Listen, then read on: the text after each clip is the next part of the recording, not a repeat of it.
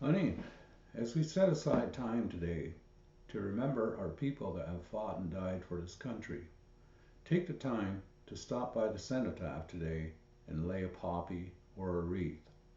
It is important that we remember the fallen, the ones who did not return home, and our veterans who are no longer with us today. I urge the youth to ask your parents and elders about the stories that were left with them. Learn about your ancestors, community members, and our extended family who served for the country and for the rights and freedoms that we enjoy today. Remember the sacrifice. Remember our warriors and pay tribute to our members who have served during peacetime and the members who are serving today to maintain those freedoms, and thank them. Miigwech. Good day. Once again, we come together at that time of the year to honor all of our veterans and all of those that have made the ultimate sacrifice for our people. You know, it's really good to see everyone come together, our young ones, our elders, and all of the people in the community It is something that we've cherished for many, many years in many of our communities. And as you know or may not know, many of the sacrifices are made by those that volunteered at a time when our people were not even considered citizens within both countries of Canada and the United States. And it is that true nature of our people as warriors to stand up and to defend our people. And that's something that we always come together and we share that at all of our gatherings, whether we're at powwows, social gatherings, whatever. It is important that we remember those things and we understand the reason why we're able to come together in a way of freedom. And that freedom that we have today is, it can't be taken lightly, and that's sometimes we forget that. And so it's important to remember all of those that have made that sacrifice once again. And I hope that everyone takes time to take a little bit time at home and talk to your parents and talk to the elders and ask, who are those that have done that, and get to understand those stories and listen to what they have to say and those sacrifices that they made. Because it's because of our people that we're able to be here in freedom now and to share all these wonderful things that we have as a people and, as communities and as a nation. So again, miigwech, and we hope that everybody enjoys this day in remembrance of all those that made that sacrifice. How, miigwech.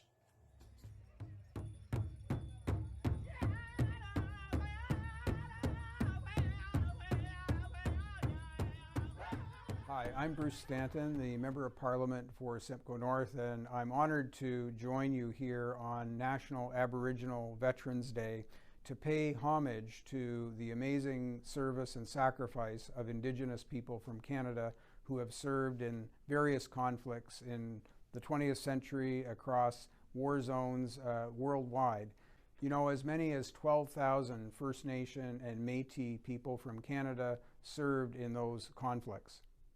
And they brought with them the kind of skills that were invaluable to Canada's military, that of stealth and patience and skill with shooting, for example, things that they had come to learn and practice in their daily lives in their own communities. This year we marked the 75th anniversary of the end of World War II. By the end of that conflict, almost 3,000 First Nation and Métis people from Canada had participated and volunteered for service in that conflict. We will be forever grateful for their service to Canada and to the world during that terrible era. Like so many Canadians, they dedicated themselves to protecting others and protecting those who needed help in fending off enemy and others that would take their livelihoods in jeopardy. And here at home, Indigenous military personnel have filled an incredible number of roles, things like the Canadian Rangers in the Canadian Arctic. Rangers use their intimate knowledge of the land and their skills to maintain a national military presence in the north. It protects our sovereignty. The only way Canada continue to maintain its frontiers in the north is to make sure we are there to see it and defend it. Canadian Rangers do that for all of Canada. So on this National Aboriginal Veterans Day, we pay tribute to all Indigenous from Canada who have served in our military, served to protect our lives and our freedom, and to think of all of these members as well as Canadians from across the country who have protected our land and served and paid the ultimate sacrifice. Today, we pay tribute to you, lest we forget.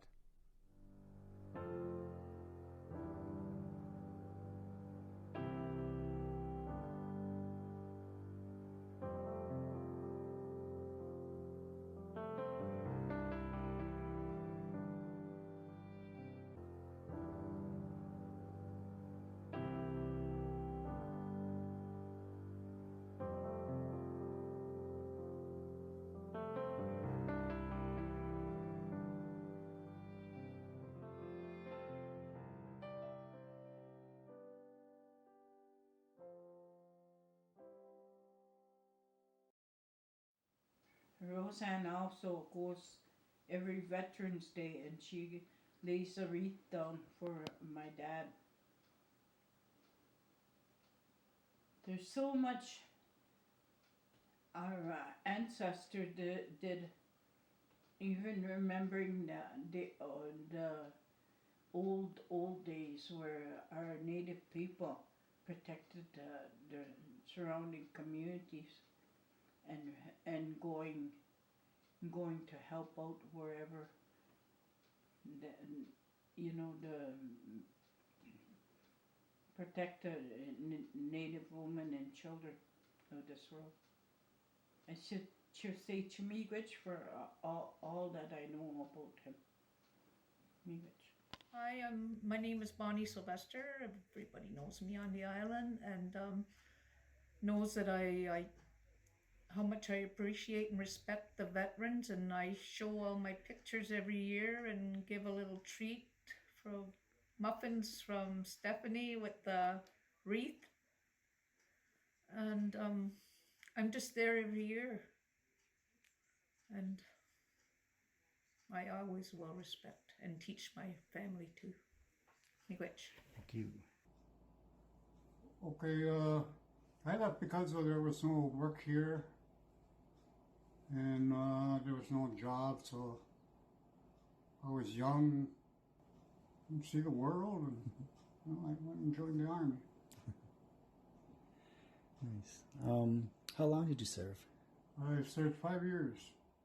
It's good to promote the indigenous people and what they did. Nobody's going to quarrel with you on that. But they don't teach it in schools. I mean, wouldn't that be the best way? Yeah.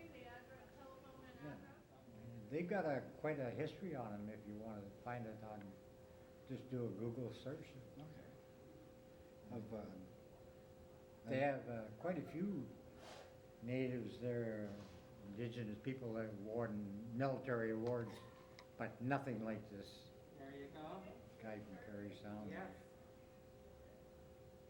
You know, most of the snipers were individuals. They're loners, but according to his history, when the unit he was with started advancing, well, he'd throw away his sniper rifle and grab another rifle and away he'd go. He had to have somebody looking after him. I was 17 years old, I guess, when I first joined the service. They wanted personnel in there very quickly, and of course, conscription is a way of doing that. Unfortunately, it didn't include the Aboriginal people of this country. The people that were in there that went overseas were volunteers. They went, even though they didn't have to. So, I guess when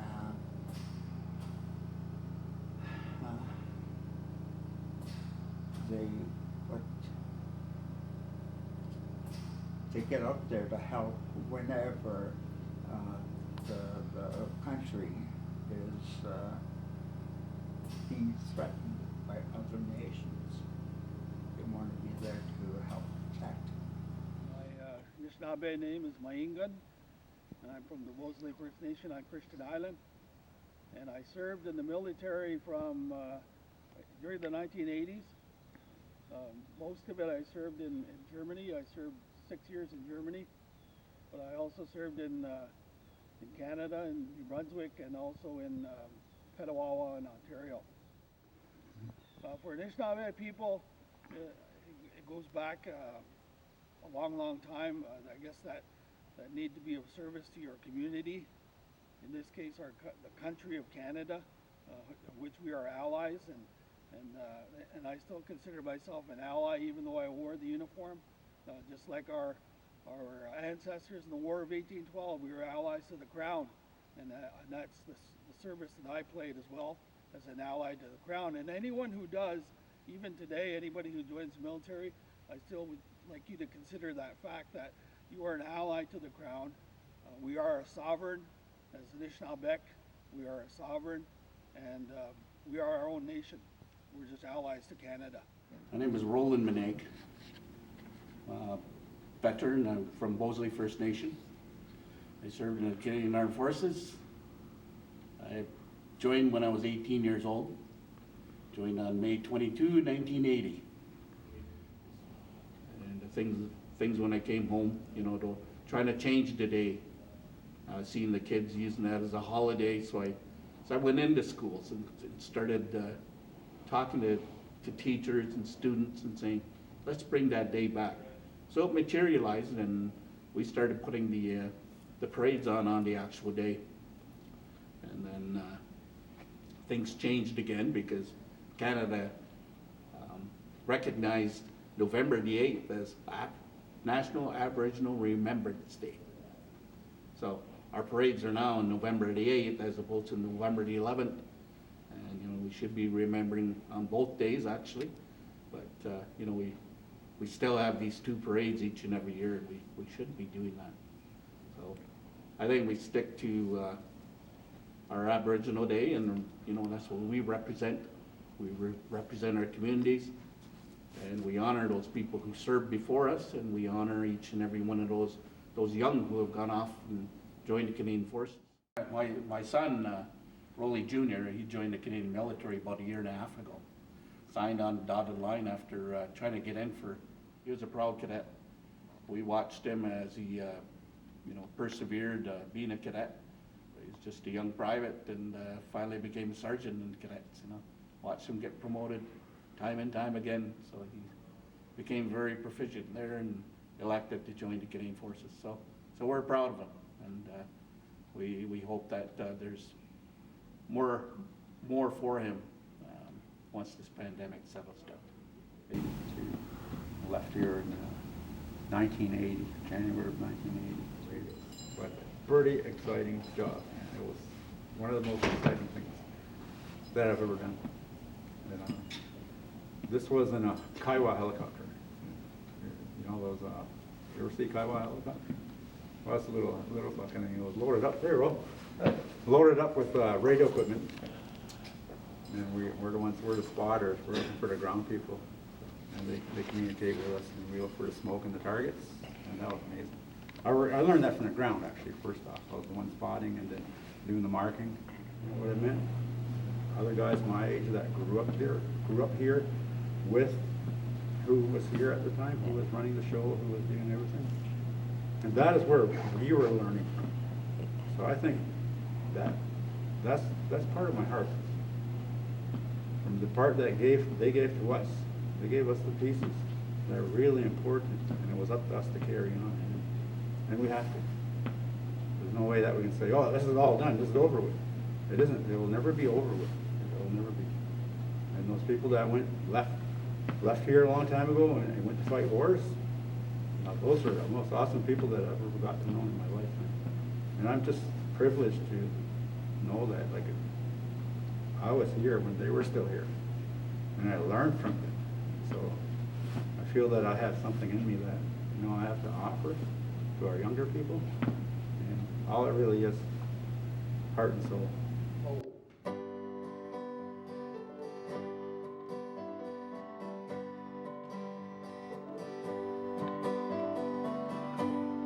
Seems like yesterday.